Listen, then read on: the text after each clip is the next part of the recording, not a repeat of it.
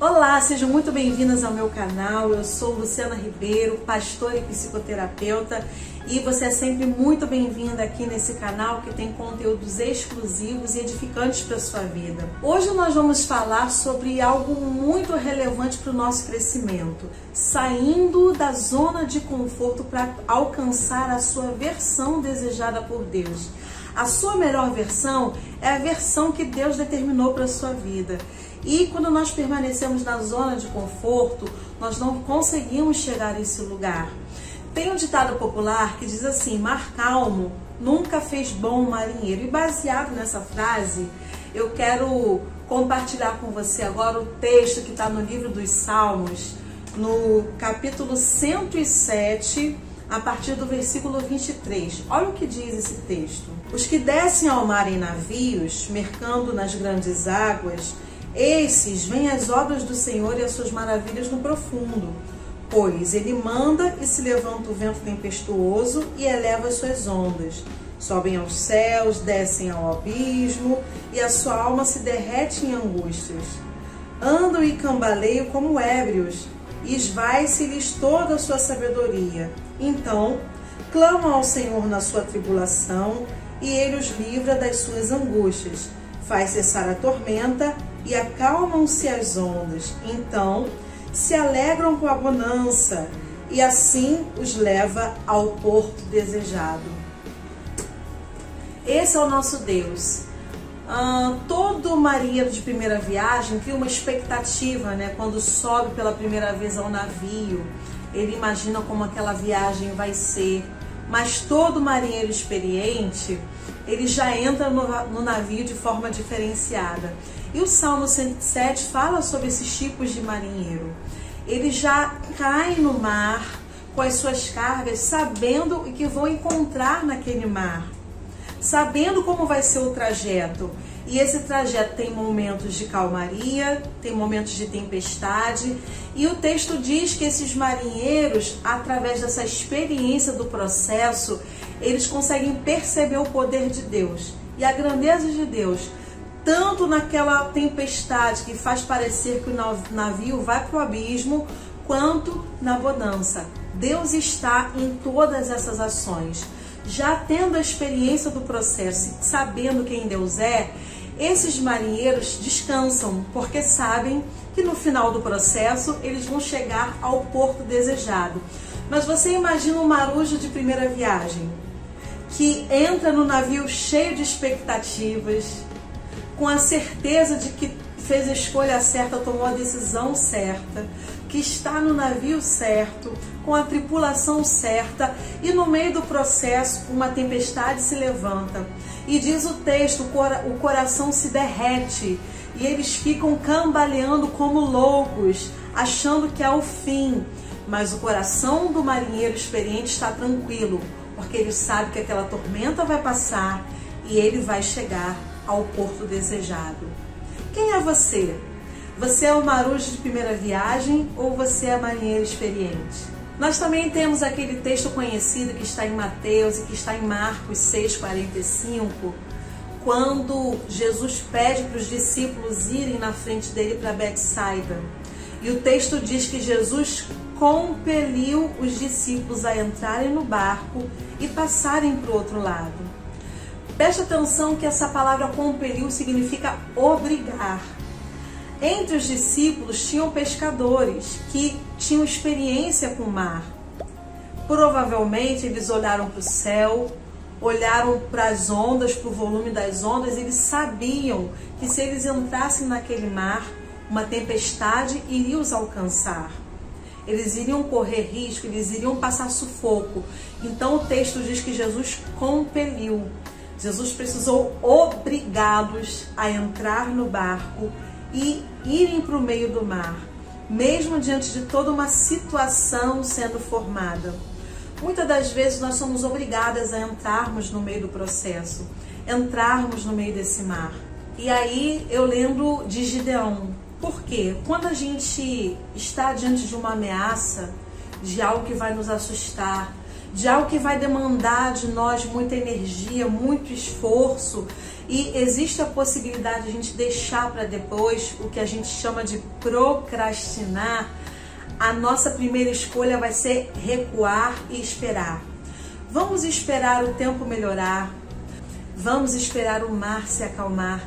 E aí eu me lembro de um personagem bíblico que era excelente em procrastinar, mas ele não fazia isso porque ele queria, ele fazia isso porque ele tinha experiências, ele tinha traumas, ele tinha medos e temores baseados em experiências ruins que ele já havia passado anteriormente. E esse personagem é Gideão. Você consegue se enxergar? Você consegue se identificar com Gideão? Alguém que passou por muito sufoco durante muito tempo, 7 anos vivendo de forma improvisada, 7 anos se escondendo de um inimigo que não era um inimigo qualquer, 7 anos se escondendo de um inimigo muito poderoso, de um inimigo que ele não poderia superar, de um inimigo que sabia tudo deles, sabia tudo sobre aquele povo. Os midianitas, inimigos de Israel, daquele povo que era o povo de Gideão, eram primos, eram parentes distantes, não eram quaisquer inimigos. E mesmo assim, Israel por 7 anos vivia escondido em buracos, em cavernas, nos penhascos. Viviam de improviso, não podiam assumir o que conquistaram, não podiam desfrutar do que eles tinham. Por quê? Porque senão o inimigo viria e levaria tudo que eles produzissem. E aí, conhecendo a história de Gideão, nós percebemos que houve um tempo, depois de um ciclo de 7 anos, em que o anjo do Senhor veio visitar Gideão, quando ele estava improvisando, se virando nos 30, malhando trigo no lagar, porque o lagar era um lugar fechado, reservado, escondido, porque se ele malhasse trigo num campo aberto, os inimigos o veriam trabalhando e saqueariam tudo que ele estava produzindo. E Gideão vai para o lagar, improvisa, e quantas das vezes nós vivemos uma vida improvisada? Não é tão ruim sobreviver, porque afinal de contas, sobreviver é melhor do que morrer. Quando nós estamos diante de uma ameaça de morte, é lógico que nós vamos preferir sobreviver. Mas a sobrevivência, ela é temporária, ela precisa ser temporária. O que Deus tem para nós é vida, e vida com abundância, e não sobrevida, sobrevivência. A sobrevivência, ela é temporária, mas Israel vinha sobrevivendo por 7 longos anos. E o anjo do Senhor vem para trazer uma excelente notícia a Gideão. Gideão, o tempo de sobreviver passou. Vocês agora vão voltar a ter vida, e vida com abundância. Mas Gideão estava há 7 anos vivendo debaixo de um ciclo de medo, de um ciclo de improviso. E quando ele recebe a notícia, a princípio, aquela notícia tão aguardada, tão esperada, sabe aquele dia que a gente diz assim: Senhor, até quando? Quando é que isso vai acontecer? Quando é que esse dia vai chegar? Imagina se você ouvisse Deus falando com você: esse dia é hoje, chegou. Seu coração iria se alegrar, mas ao mesmo tempo, as adaptações que você precisou fazer ao longo desse tempo de sobrevivência, novos padrões que foram feitos. E eu me lembro que por um tempo eu morei num lugar em que eu tive que me adaptar com o uso da água, eu tive que comprar mangueiras, esticar para lá, esticar para cá. E quando eu me mudei para outro endereço, a primeira coisa que eu fiz foi conectar as mangueiras. Mas espera aí, eu já me mudei, é outra fase, outro ciclo. Agora é diferente, eu não preciso mais disso. Mas quando nós ficamos fazendo a mesma coisa por muito tempo, aquilo se torna um padrão. E aí, muitas das vezes, esses padrões acabam determinando que o que é errado se torna certo e o que é certo se torna errado. Gideão queria viver com abundância? Claro. Mas esse ciclo de perseguições, de esconderijos e de improviso trouxe muita insegurança para o coração dele. Então, quando o anjo do Senhor desce e dá a notícia para ele, primeiro desconstruindo aquele padrão que foi implantado na mente dele, de que não havia ninguém em Israel capaz de lidar, de expulsar aquele inimigo. O anjo do Senhor chega dizendo: corajoso, valente, capaz, eu vim te dar a notícia, vocês serão livres do domínio desse inimigo. Acho que no primeiro momento Gideão deve ter se alegrado muito até ouvir a segunda parte da história. Ele seria o responsável por essa libertação. Nós não temos a tendência de procrastinarmos apenas quando nós recuamos de algo que nós precisamos fazer. Existem outras maneiras de nós procrastinarmos também. Nós procrastinamos também quando nós estamos fazendo, mas fazendo o que a gente quer e do jeito que a gente quer. Nós também procrastinamos quando a gente até faz como Deus quer, mas pela metade, só até onde nos convém. E nós também procrastinamos quando nem fazemos nada. Gideão, quando recebe aquela notícia do anjo do Senhor, fala: peraí, eu vou buscar uma oferta para você. Nós vemos na palavra de Deus grandes volumes de ofertas sendo entregues para o Senhor. Mas no caso de Gideão foi diferente. Gideão vai preparar um lanche para o anjo do Senhor, pensando: se for mesmo o anjo do Senhor, se não for alguém querendo me levar para furada, se não for uma pegadinha, quando eu voltar com o lanche, ele vai estar lá ainda. E eu vou saber que é Deus que está falando comigo. E o texto diz que Gideão pegou um efa de farinha, fez um cabrito e preparou uma panela enorme de molho. Para a gente cozinhar, assar um cabrito, a gente vai levar no mínimo 6 horas num fogão a lenha e talvez 4 horas num fogão a gás bem potente. Ele pegou um efa de farinha, que significa quase 600 pães franceses, e uma panela de molho enorme, aquele molho Masterchef, bem apurado, bem grosso, que fica bastante tempo no fogo. Ou seja, Gideão demorou tanto quanto ele pôde. O objetivo de Gideão não era oferecer ao anjo do Senhor a melhor oferta. Porque depois que ele chega com a oferta e o anjo do Senhor consome aquela oferta que demorou horas, em segundos, Gideão tem que pegar pedras adequadas e construir um altar adequado e entregar uma oferta adequada ao Senhor. O objetivo dele não era entregar uma oferta adequada. Ele estava mesmo no embromation, ele estava enrolando, ele estava ganhando tempo. Deus, será mesmo que eu tenho que enfrentar isso? Será que eu tenho mesmo que subir nesse navio e enfrentar essa tormenta? Né? Será?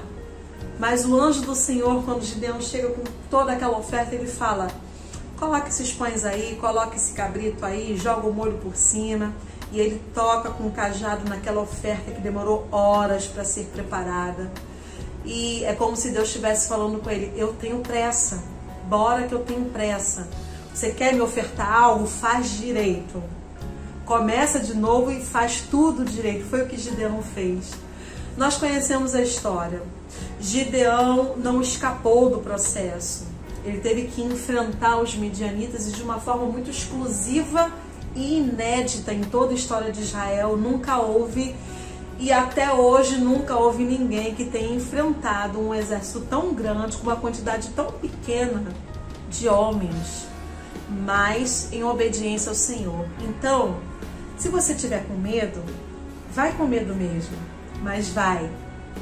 Nós também procrastinamos quando Deus nos quer Marias e ficamos agindo com ativismo, como se fôssemos Martas. Gideão fazia, Gideão realizava. E quando chegou o momento dele fazer como Deus queria, ele tem medo e recua. Nós aprendemos com Gideão que a grandeza, o tamanho da oferta, nem sempre revela a pureza do coração. Nós vimos Salomão entregando uma grande oferta para Deus, 1000 holocaustos. Nós vimos Davi entregando grandes ofertas para o Senhor. Nós vemos Gideão entregando uma grande oferta para o anjo do Senhor. Quase 600 pães, um cabrito, uma panela de molho, mas nem sempre uma grande oferta revela a intenção do coração. E no caso de Gideão, o que essa grande oferta revelava? O tamanho da insegurança, o tamanho da dificuldade, o nível de trauma que ele tinha e a dificuldade de enfrentar esse trauma. Quantas pessoas nós vemos tão envolvidas em projetos, em ministrações. Nós estamos aqui conversando com mulheres comprometidas com o reino, ministras do Senhor, servas do Senhor, mulheres que têm uma visão de reino de Deus, mas quantas das vezes nós nos escondemos através de uma visão grandiosa? Fazemos para Deus ou fazemos em nome do Senhor algo porque nós sabemos que fazemos aquilo muito bem. E gastamos o nosso tempo e nos envolvemos com aquilo que a gente faz bem para não termos que enxergar aquilo que a gente precisa melhorar, aquilo que a gente precisa consertar, aquilo que a gente precisa enfrentar. Você já se sentiu assim algumas vezes? Muitas das vezes nós nos ocupamos com tantas tarefas e ouvimos tantos elogios. Como você é boa nisso? Como você faz isso bem? Ninguém faz isso como você. E às vezes o anjo do Senhor está nos aguardando. Ele já deliberou a nosso respeito. Nós já sabemos o que precisamos enfrentar. Mas nos ocupamos. Na verdade, mais do que nos ocuparmos, nós nos distraímos com aquilo que é confortável para nós. Porque não queremos entrar no desconforto de fazer o inédito, de fazer o desconhecido e muitas das vezes até de ter que depender, de sair dessa zona de conforto, de saber o que eu estou fazendo do início do processo até o final. E no meio do caminho, se algo der errado, e se no meio do caminho uma tempestade se levantar, ei, não se preocupe, lembra? O coração de marinheiro experiente sabe que haja o que houver no meio do processo, lá no final haverá um porto seguro.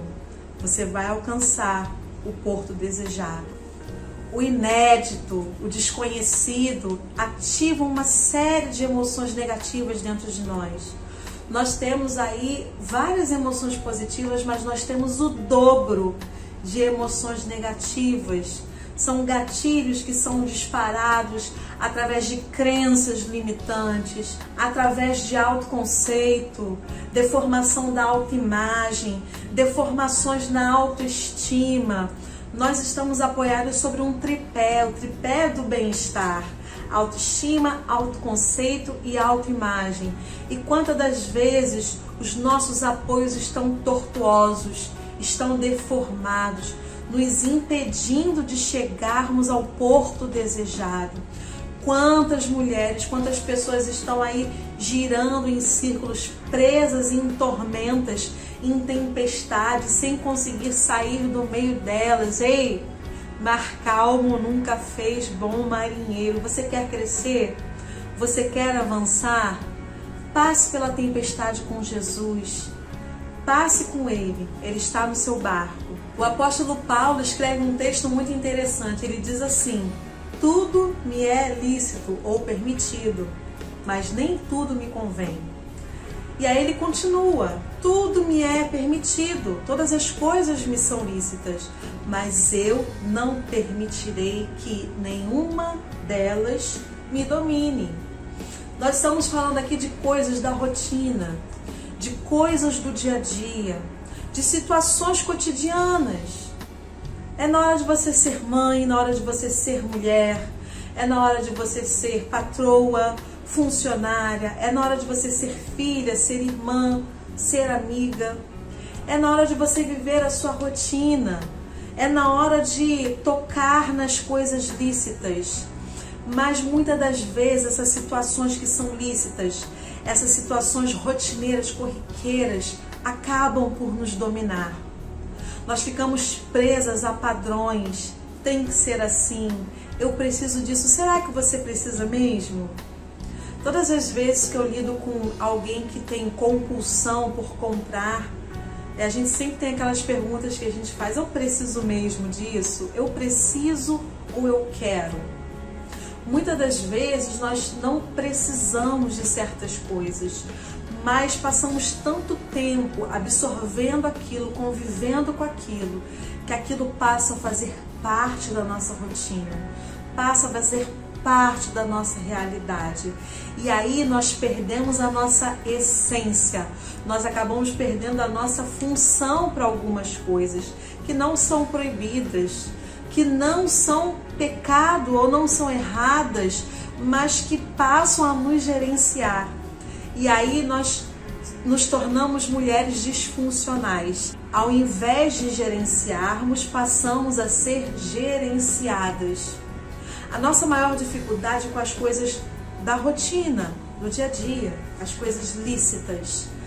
Você precisa fazer o que Deus te chamou para fazer. Quando Adão governava lá no Éden, porque Deus deu essa autoridade para Adão, você vai gerenciar esse espaço. Você vai dar nome aos animais, você vai cuidar de tudo aqui. Mas algumas emoções, alguns sentimentos dominaram Adão, dominaram Eva, eles se tornaram disfuncionais. Houve uma deformação na identidade original deles. E aquele que governava agora perdeu a capacidade de governar e passou a ser dominado. Eu não permitirei que nenhuma delas me domine.